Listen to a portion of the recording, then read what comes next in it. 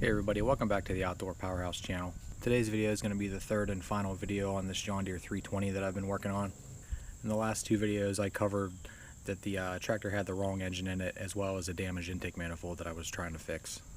So I did get the correct intake manifold in, along with a new carburetor that was correct for this engine. I also had another minor issue with some springs for the throttle linkage that were missing. Apparently the previous owner didn't give me those, and I didn't realize it until I was trying to put everything back together. But I was able to come up with a solution to that problem, and we're all good to go now. So let's go ahead and fire this up and see how she runs.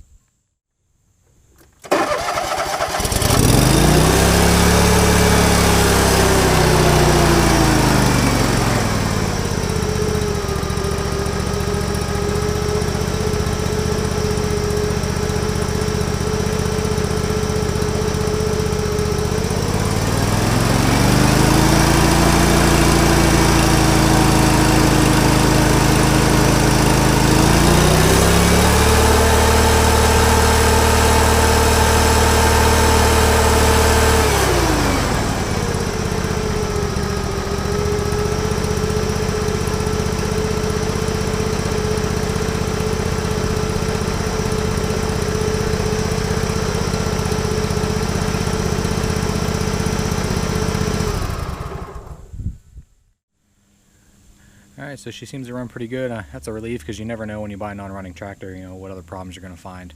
So I was glad to see once I got everything back together and got it running that everything else seems to be pretty good. I'm actually pretty impressed with these Kawasaki water-cooled engines. They're definitely a little bit harder to work on because you have the whole extra complication of the water-cooled system, but they do seem to run really nice and smooth. This one's not going to be a replacement for my 316 or 318. I'll probably go ahead and send this one on down the road here, put it up for sale, but it does seem to be a pretty nice tractor. Alright everybody, I hope you enjoyed this video as well as the other two videos on this tractor. Like I said, I'm probably going to go ahead and send this one on down the road. I'll probably look around for another project, and maybe you'll see that on the next video. Thanks for watching.